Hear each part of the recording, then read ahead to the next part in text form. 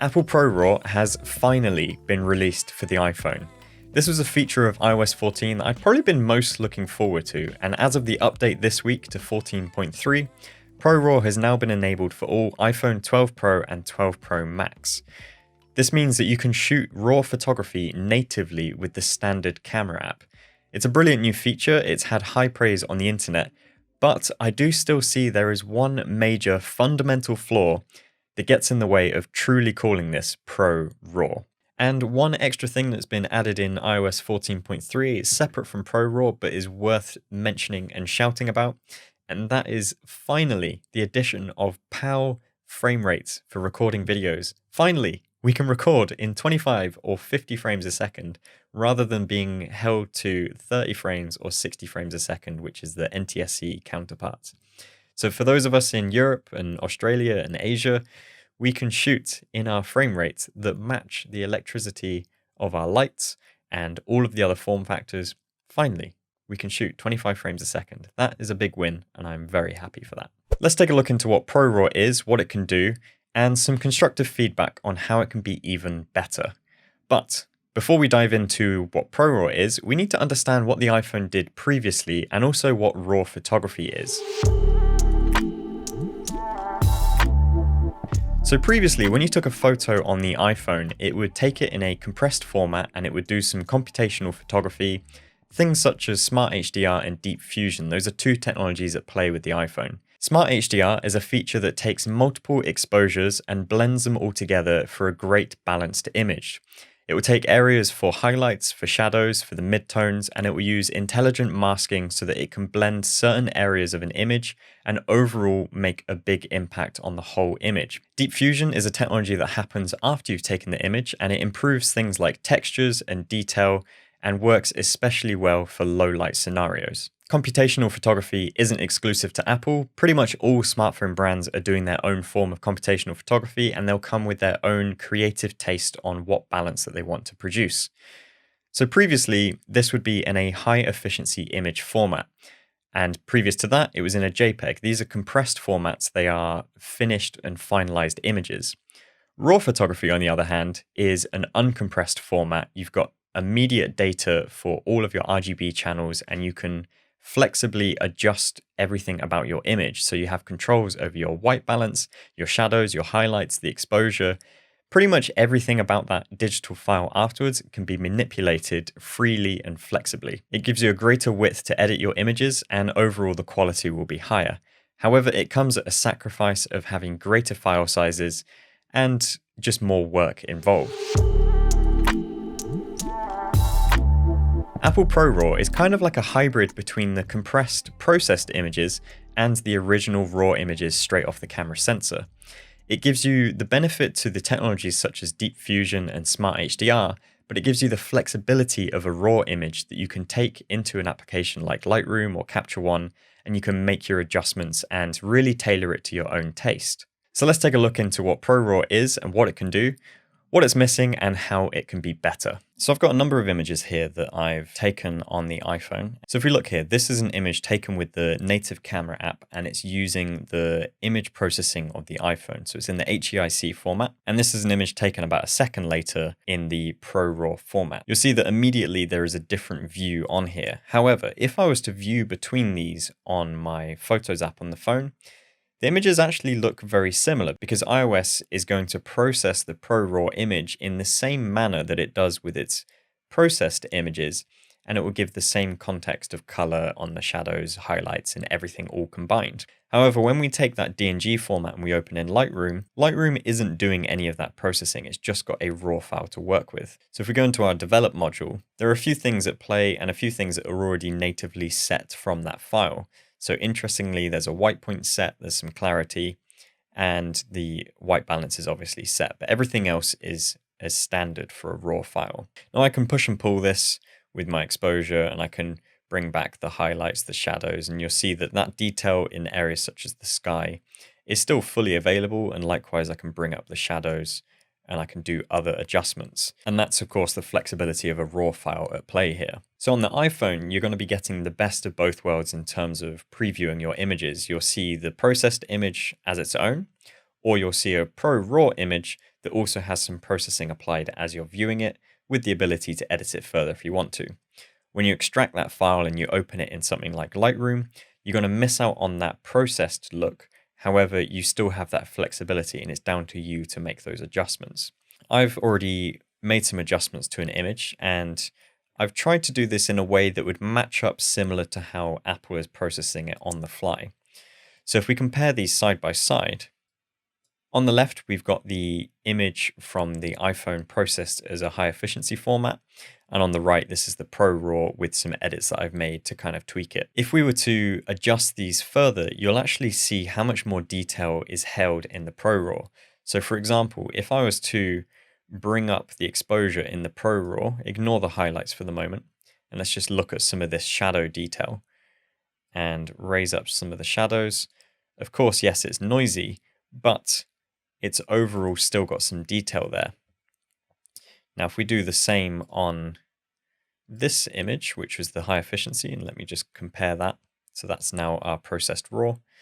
And if we look at the high efficiency, and if we bring up the shadow detail and some of the exposure, and we zoom in, we see that we actually lose some of that detail and we introduce even more noise. This is, of course, even more apparent when we look down into the lower corners. We can really see how the processed image compared to the raw image, when you start to manipulate it and move things around, it just falls apart. And that's just the downside of shooting in a processed format. Things aren't as flexible and editable to the same quality. So what's missing from this workflow? What is my biggest gripe about editing ProRAW images?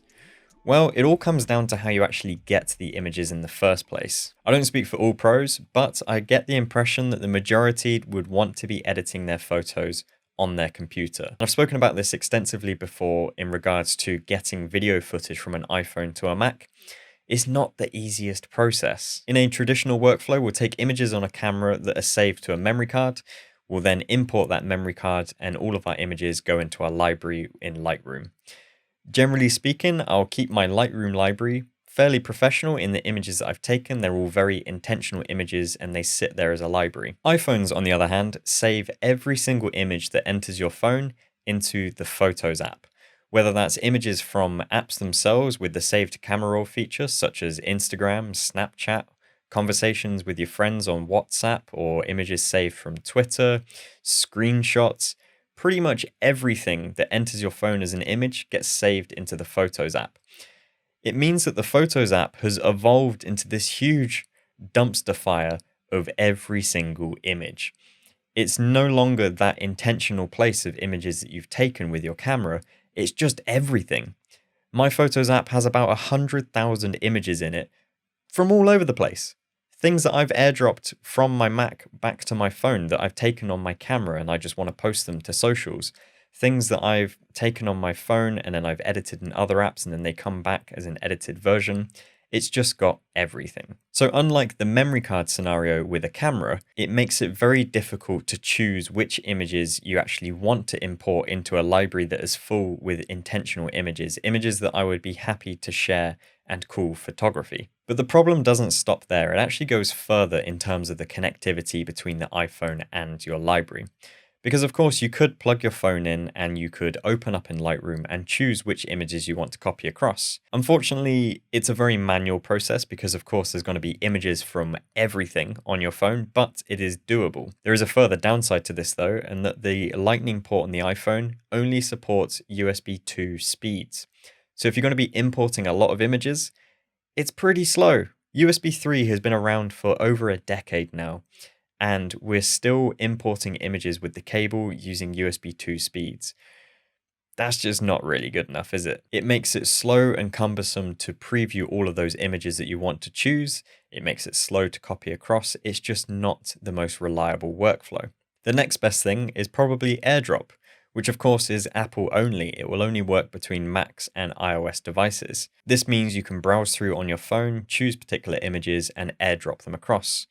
Again though, in reality, doing this for large numbers of images can be a little bit unreliable, and sometimes the connection just doesn't quite work. It works pretty reliably for individual images and small batches, but when you start going into the hundreds, that's when things get really tricky and sometimes things do fail. Not only that, but you still have to be browsing through your library on a small device and choosing which images you want to add and which ones you don't. Adding to the further connectivity, it's rumored that next year's iPhones won't have a port at all. So we're sort of limited to this AirDrop functionality or a wireless solution. It doesn't look like they're going to be adding a faster solution over a cable. So this all kind of gets in the way. It makes it very difficult to get your photos from your phone into your computer to start editing. But I've been having to play around, and I think I found a workflow that, although is not the best scenario, it's very workable and is the most efficient that I've found. And it all revolves around the Photos app on the Mac. Rather than browsing through your whole library, what I've done is I've created a smart album called iPhone RAW that matches the following conditions. It makes sure that the photo is a RAW image, and it makes sure that the camera model is from an iPhone. Now you can choose to have it from a specific type of iPhone, but as I expect in the future, I will upgrade to later versions of the iPhone. It's easier if I just choose iPhone in general. And this is going to match your whole library and create a smart album of only your RAW images. From here, I can then select all of them, and I can go to File, Export, Export Unmodified Original for 86 photos. Using the original file name, or you could create a title, sequential, whatever you want to use. You can then export these images. And I've just got a folder location on my computer called the import bin, and I drop it into my iPhone, and all of my images go there as my import bin. So I export all of these originals. We can then switch over to Lightroom, hit import, and we choose our location, which is our import bin with the iPhone folder. And you can see that it's already found images that have been previously imported, along with some others that aren't in the library. So this makes sure that the suspected duplicates aren't included. This is an issue that happens quite a lot with AirDrop because it's very hard to remember where you left off to choose the next images to AirDrop from and to, and you end up having a lot of wasted time with files that you don't actually need. And from here I can import, and if I make sure that I use move rather than copy, they'll move from the Finder location into my Lightroom library, and I'm not wasting any storage space. So of course this isn't an ideal workflow, but given the situation, I do believe this to be the most efficient workflow available. One of the issues I preemptively see is the Wi-Fi and reliability of internet. Of course, having these images taken on the phone, you're going to have to rely on them being uploaded to iCloud so that they can then be downloaded to your Photos app on your Mac.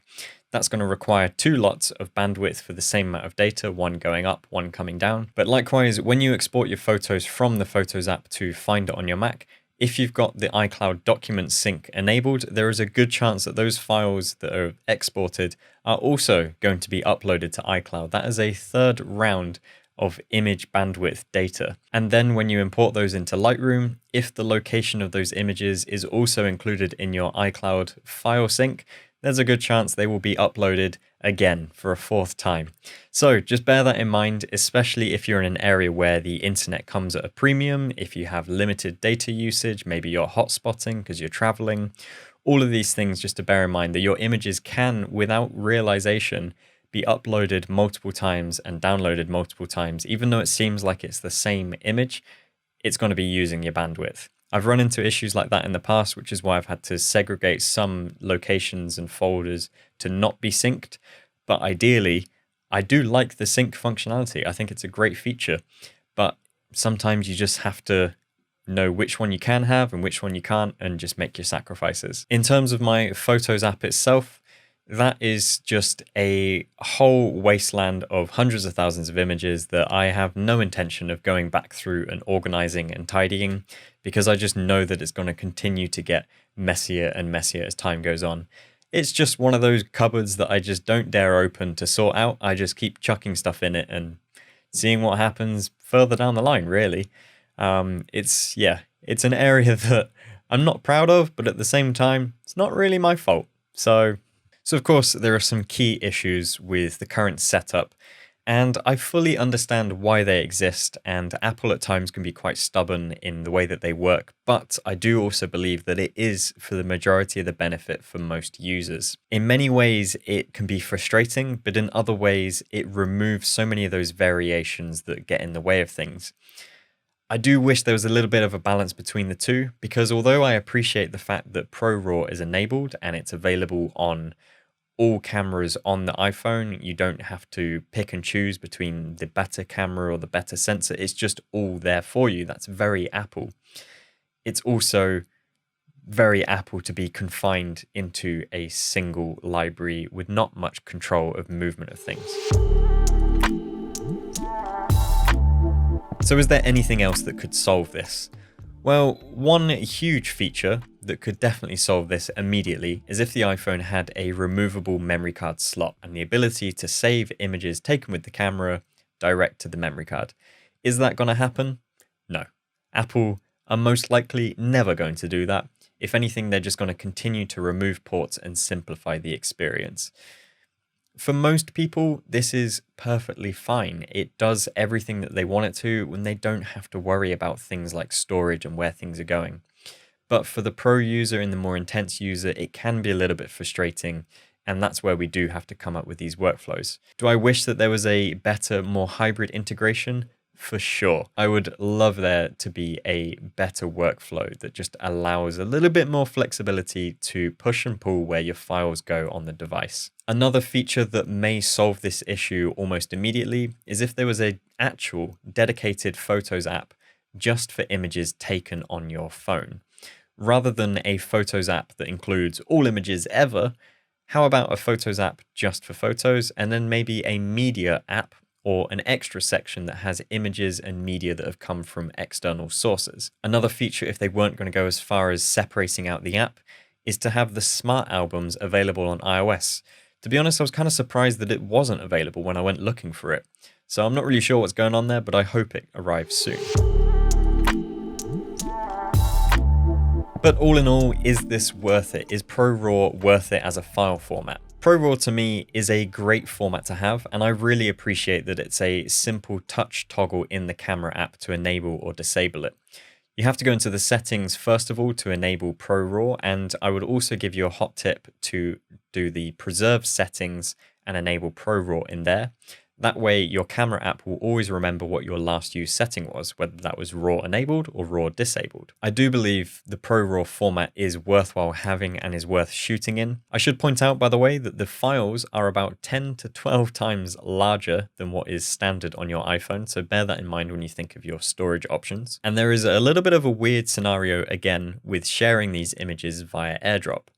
So if you have your images in your photo library unedited and you share them via AirDrop, it's going to share the DNG format. However, if you've made adjustments within the Photos app, such as adjusting your shadows and highlights, when you share that image, it's going to share a processed JPEG format. That way you're sharing your edited image rather than the DNG that has adjustments made. It's a benefit for most people, but it's something to point out if you're thinking of transferring your images.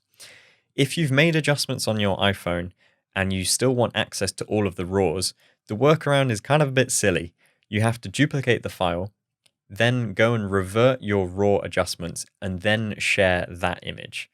Hopefully that whole workflow can get shortened into a single control, but for the moment, that is the workflow, and it doesn't quite feel right, but it is what it is. But some positives from this whole hybrid scenario is when it comes to sharing your images with things like email or in other apps, on the fly, it's going to convert those DNG formats into JPEGs and you don't have to worry about it. That is a very Apple approach in getting things user ready straight out the door. So ProRAW as a file format is a big win for me. It's just the workflow just kind of lets it down again. And this is something that can be improved, and I really hope it does. So looking forward to future versions of iOS. I hope this gets addressed, and I hope these issues iron out to make things a much smoother workflow and really earn its title of being called ProRAW. So that pretty much rounds out my thoughts on Apple ProRAW. If you're interested in seeing more videos on my channel, then make sure you do subscribe and check the links in the description. So I hope this video has been informative and helpful to you, and I look forward to seeing you in a future video real soon. All right, see you later. Bye-bye.